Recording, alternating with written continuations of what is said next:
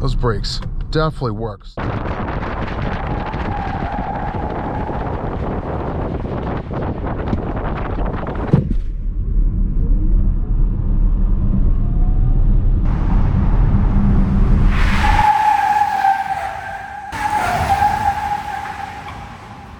Okay, everyone, welcome to the Polestar 2. Let's fire it up. It should be on now. Technically, it's started.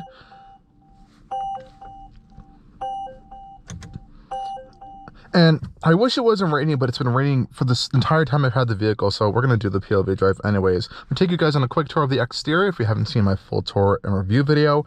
And this is a 2024 Polestar 2 model, and let me just pull out the key right quick for you guys. It's a pretty clunky looking key. Not my favorite thing. You do get an activity key as well you can get, and you can obviously use your phone, so you never really have to use this, but this is what the regular key does look like. Otherwise, I think the Polestar 2 is still looking pretty unique, fresh, Volvo-like, Scandinavian, whatever you want to call it. It's very minimalistic in its design, and I think for this 2024 update, this now body-colored front fascia with this little smart zone here, you can see you have your mid-range radar. I actually really like how they kind of label that there.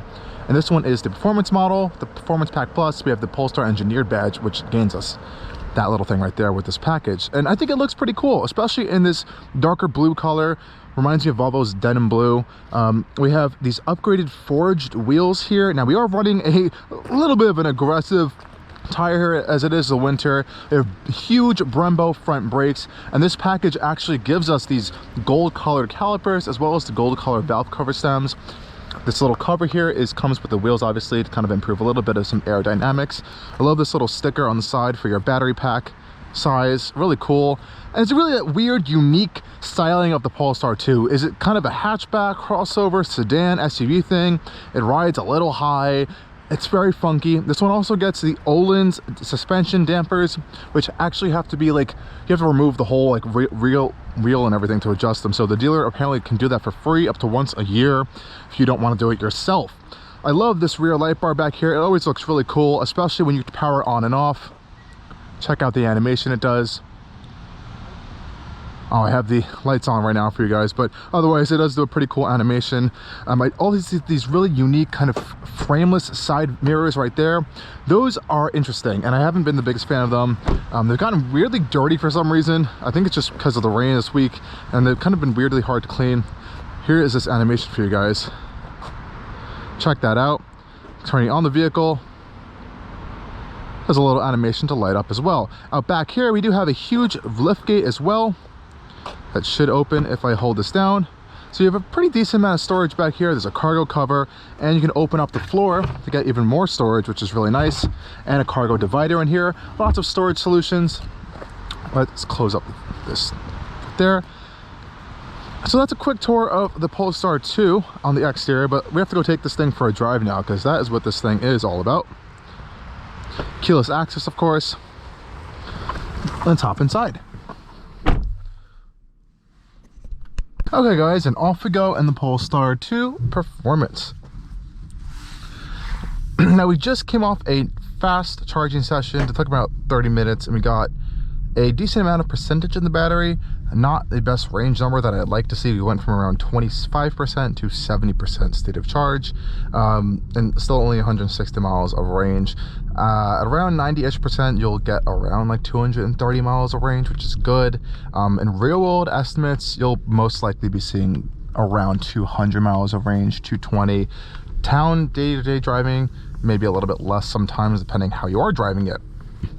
Though there is no doubt that it is really fun around some corners and stuff. Oh, rear tires get loose there. It's a fun little car, and it's been made even more fun now for 2024. So pardon the rain, everyone, but what's different now for 2024? Well, the whole setup of the car is pretty much new. They went from a front kind of biased all-wheel drive system to now it's a rear biased all-wheel drive system. We have two new motors. If I'm correct, I think the front motor is induction, the rear motor is like a Synchronus system, and that rear motor actually has a lot more power now than the front motor, and that's going to make this thing rear-wheel drive biased. It's going to be way more fun around town to drive, and I guess definitely more in performance applications. And it likes to get the rear end loose quite a bit, I can tell you that. Now, what isn't so much fun is the steering system. Now, if you look in this menu here, you can see you have your steering feel button. So you have light, standard, and firm. It's very artificial in its operation. Now, it doesn't feel like a real, like, true steering rack. It feels very electronic, which it is. And at the end of the day, that's fine, but I wish they kind of fine-tuned that just a little bit more to make it just that little bit more sporty of an experience. Let's turn our eco climate on too. We do have that as a function. And going back to that front page, I just want to show you guys some of the other interesting features we have on here that you won't find on any other Volvo that's kind of Polestar specific, and that's this sport mode traction control button. Now, I'm pretty certain that this does not completely turn off your traction control whatsoever, though what it does do is, I guess, allow more slip to occur, which is pretty fun. You have a creep mode, one pedal drive, 3 different settings there. It's pretty easy to play around with, and a lot of customizability with your assists settings, your driver assist settings, your charge settings, and more settings in there. But we are going to be focusing on our driving experience here, and that does factor into range. You have your range assistant here, so you can see your dynamic range. And I actually forgot, this is not your actual true range number. This is your dynamic range number. If I want to be really accurate, we really have 190 miles of range, but what the dynamic range number does is it kind of takes into factor your climate control use, your speed, and low, your just driving style, and it'll factor that into the range calculations, so you don't kind of have like that weird combination number. So you have 2 separate numbers that you can look at, which is a little confusing, but I honestly makes sense to me at the end of the day. I love, you can see your instant consumption right there. So we're pulling really hard on the regen there. You can see it's pulling the energy back into the battery, which is really cool. You can also see that there, and I believe there's a way you can further customize this little lower bar, but I have my kilowatt hours per 100 miles up on there, which is pretty fun. Nice 360-degree view cameras. I wish you have a little bit more customizability with them. They're pretty high definition, and they're easy to kind of access, though you can't access them all the time. Actually, very high definition, really like that. And let's just hop out onto the highway here. We have Apple CarPlay, which unfortunately is wired only, which is a little bit annoying still. I don't know why Volvo and Polestar haven't figured that out yet, but so I have my wire hanging across the entire center console here all the time. I could just put my phone here where the wireless charger is, but I would recommend turning that off so there's not kind of weird stuff going on while it's charging and wireless charging. Pretty peppy. Off the line, you'll probably see around 4.2, 4.1 seconds to 60 miles an hour if you really care about those figures. So it's definitely got a punch to it. And what really impresses me though is not that acceleration, but actually how this thing handles. If you've ever driven or been in a Volvo XC40 Recharge or a C40 Recharge, this is the same platform that that car is built on, as well as pretty much the whole powertrain as well. And what I have to say is that Polestar has really tuned in this chassis and all the bits around it to make it its own kind of driving experience. It doesn't drive like those kind of crossover SUVs vehicles, and that is largely in part due to we have huge Brembo calipers and brakes up front. We have an Ohlins suspension on all 4 corners, which is adjustable manually, unfortunately, so you kind of have to like remove everything to kind of change the suspension settings, which means right now, whatever Polestar gave it to me, it's a little bit stiff for my liking around town, though that means wonders around corners, which we'll experience in just a second here.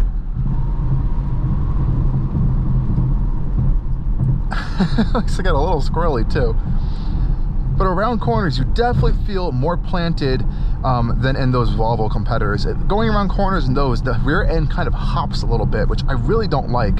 And you know, this isn't the heaviest of the EVs. It's only around 4,800 pounds, I believe. And that's kind of like on par with some gas cars nowadays, which is insane. So kudos to them for keeping this on the lighter end. And you do always have to keep in your mind that this isn't an actual true dedicated EV architecture. This vehicle, like I said, it's shared with the XC40 and C40 Recharge, though this XC40 can be had with the gas engine, and I believe they discontinued it now, but it used to come with a diesel engine in some markets as well. So it's not the full true refinement of a Polestar ethos that we're really waiting for. That's going to come in the Polestar 3, the upcoming Polestar 4, 5, and 6. Those are all coming on a dedicated electric vehicle architecture. So I'm really curious to see where they kind of take this vehicle going down the road. But But for now, you can only get the Polestar 2, and I think it's a pretty good comprehensive update for 2024. Like I said, we do have improved range numbers as well. So now instead of getting a base model, instead of getting front wheel drive, you'll get rear wheel drive, and that number I believe can jump up to over 300 miles now if you get pure rear wheel drive.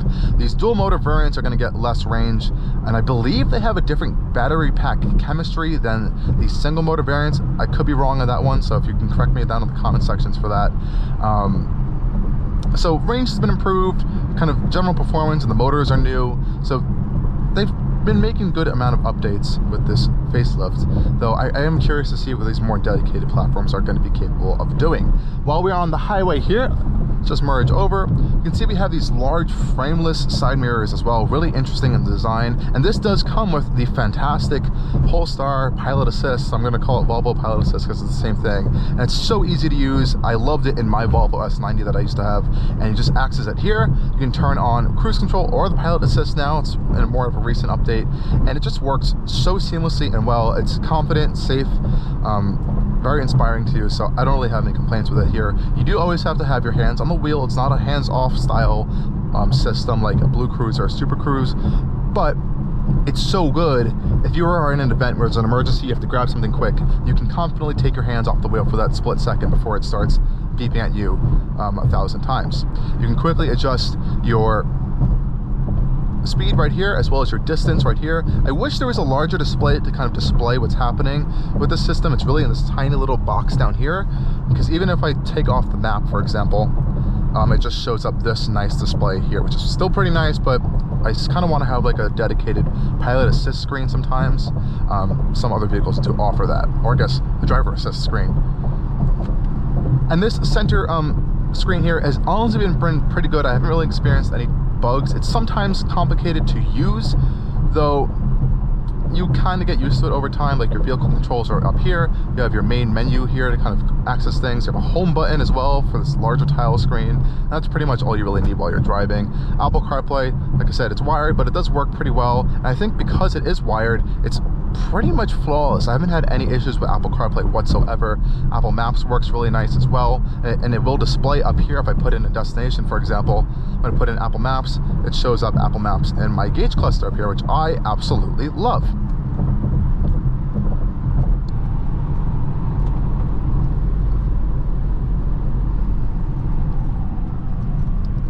Those brakes definitely work so well. I was barely on those brakes at all, and it comes to a very fast stop. And you have that combined force of the regenerative braking and the actual braking.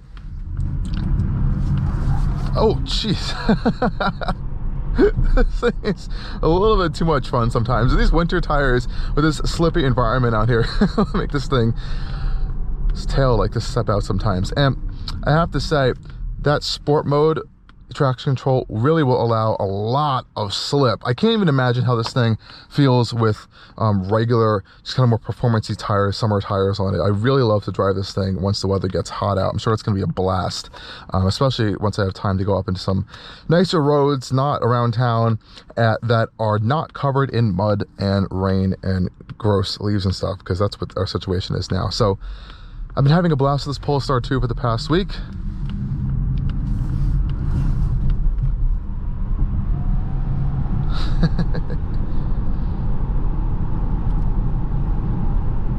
Very good body control, actually. It's really impressive over the Volvo shared platform vehicles. But anyways, really interesting car. It's a unique take, I think, on an electric vehicle. Very different than a Model 3, for example, one of its prime competitors.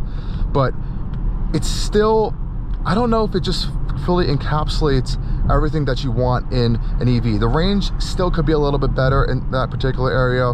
In some other areas, in certain, like the interior quality, some of the